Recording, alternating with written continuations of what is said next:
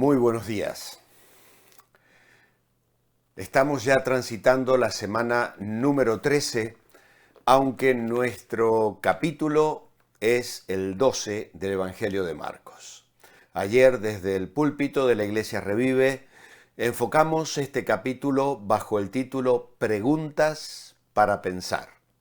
Y en este primer párrafo del día lunes, versículos 1 al 12, tenemos esta parábola, la última que el Señor o que Marcos va a registrar del Señor Jesús en su Evangelio.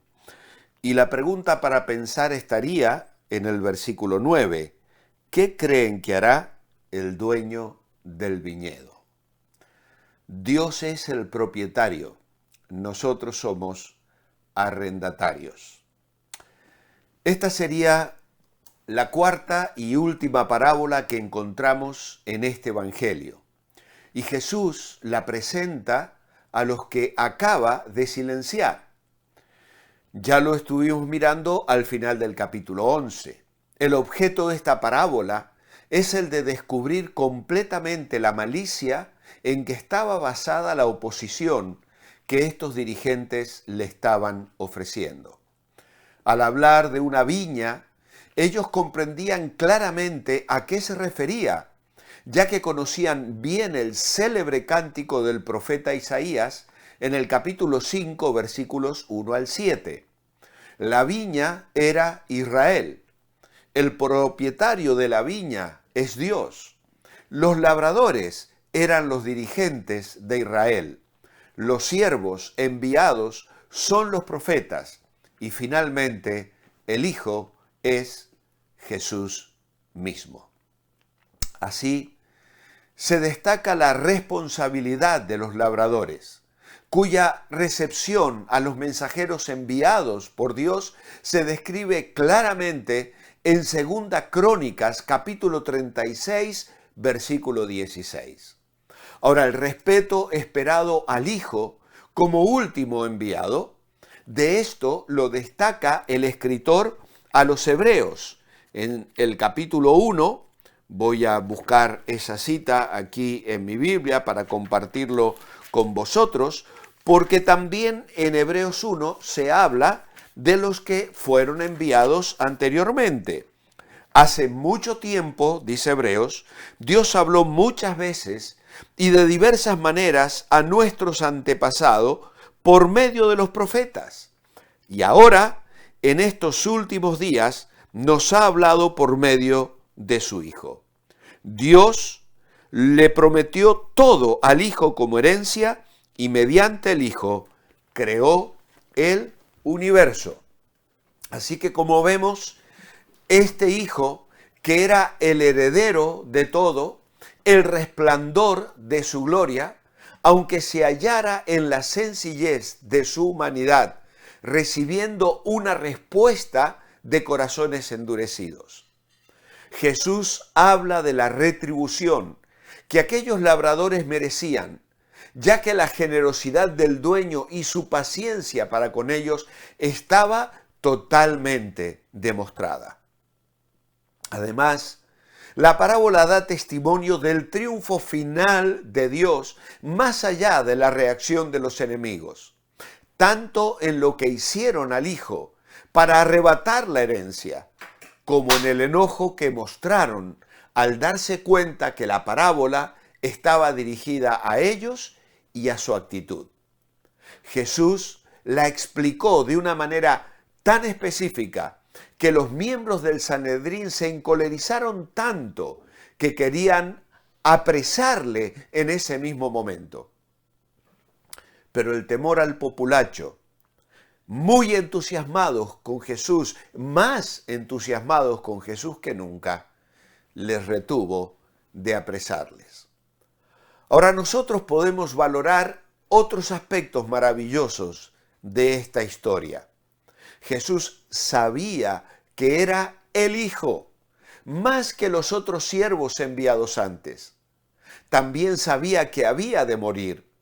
No era una sorpresa para él, pero además sabía el triunfo final. Sería vindicado. Nos enseña además que si Dios da privilegios, tiene el derecho de esperar una respuesta adecuada de nuestra parte. Y ellos no la dieron. No había forma de comprender mal la aplicación de esta historia y se enfadaron contra él. El peligro para nosotros, por supuesto, es que al reconocer la referencia clara que esta parábola hace a Israel y a sus líderes, querramos evadir las implicaciones que tiene para nosotros. Podríamos decirnos a nosotros mismos, como en el caso de la parábola del fariseo y el publicano: vaya con los hipócritas sacerdotes y escribas, ya sabemos lo malvados que eran. Gracias a Dios nosotros no estamos entre los arrendatarios de los que habla. Y si esta fuera nuestra actitud, nos perderíamos de nuevo el efecto y la reprensión de esta historia. Y eso sería un error fatal, desastroso. Porque la relevancia de esta parábola de Jesús no queda restringida a la Israel del primer siglo. Así como tampoco el cántico de Isaías, al que Jesús hacía mención, estaba restringido a la Israel del siglo VIII a.C. No, esta es una historia que habla de abusar de los privilegios, de despreciar la generosidad de Dios y de eludir la responsabilidad que tenemos o que somos llamados a asumir delante de nuestro Creador. Para Jesús el problema es simple. Aquellas personas fueron colocadas en la viña como arrendatarios, pero ellos querían ser los propietarios. Y en este aspecto, el rechazo de los profetas por parte de los judíos no es en esencia diferente del rechazo general de la humanidad hacia Dios. Pablo argumenta este punto en su carta a los romanos. Él dice que en el fondo todos conocemos de sobra la responsabilidad que tenemos ante Dios de someter nuestras vidas a su gobierno. Pablo dice, el judío tiene la Biblia, Romanos 1. El gentil tiene su conciencia. Ninguno tenemos excusa. Todos somos pecadores. Todos somos arrendatarios con pagos de la renta pendientes. Y si no lo quieres o no lo entiendes, busca una Biblia y lee Romanos capítulo 1, capítulo 2 y capítulo 3. Y por eso el propietario interviene en nuestras vidas. Y cuando lo hace, nuestra reacción inmediata, como la de los arrendatarios de la parábola, no es de sorpresa, sino de resistencia.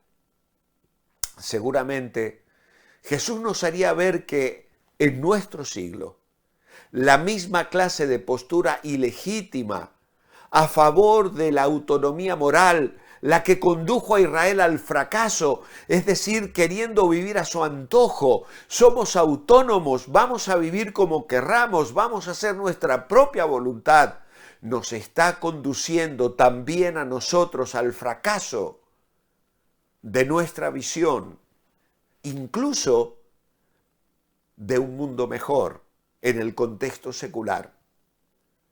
Porque en realidad los seres humanos estamos rebelándonos contra Dios, malgastando, arruinando la creación que no nos pertenece, es de Dios.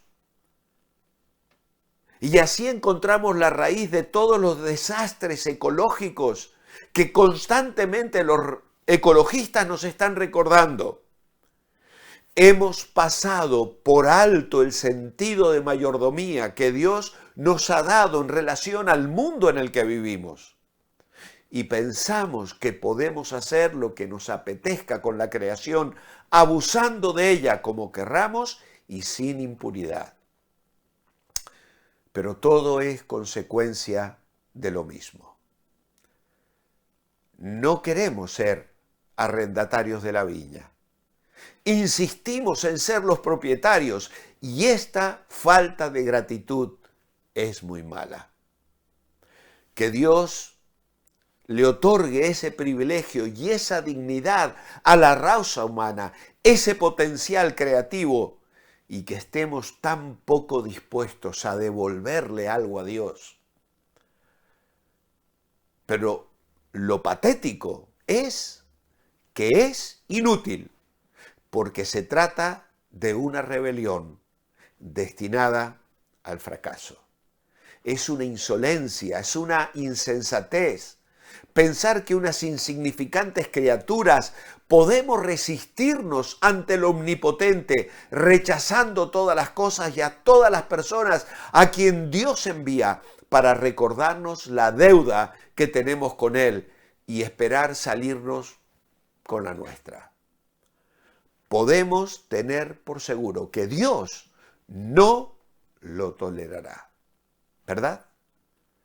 Esta parábola nos habla de la generosidad de Dios, nos habla de la confianza de Dios que ha invertido en nosotros, nos habla de la paciencia de Dios que extiende su gracia, pero nos habla del triunfo final de Dios cuando Él llame a rendir cuentas a grandes y a pequeños, a ricos y a pobres, a poderosos y a débiles, a todos. Pero además nos sugiere algunas cosas muy importantes también. Jesús sabía que Él era el hijo del dueño de la viña.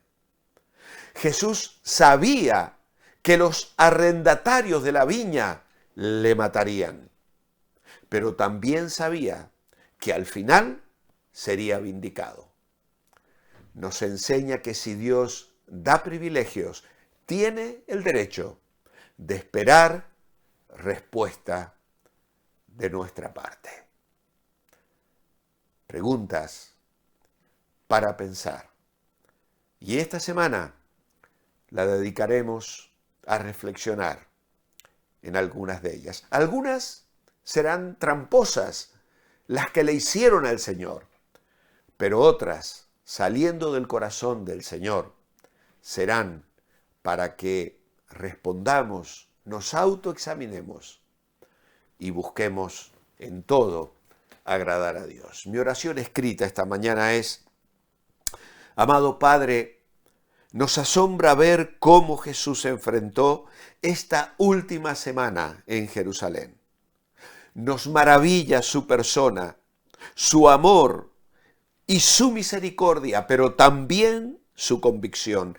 Era el hijo del dueño de todo, pero venía a dar su vida para salvar y dar esperanza a este mundo hundido en el pecado y la rebelión. Oh, que muchos hoy cambien de actitud y le busquen y le reconozcan como Señor y Salvador de sus vidas. Por nuestra parte, le adoramos hoy en tu nombre. Amén. Os espero mañana martes, si el Señor así lo permite. Y mientras ese momento llega, manteneos bendecibles.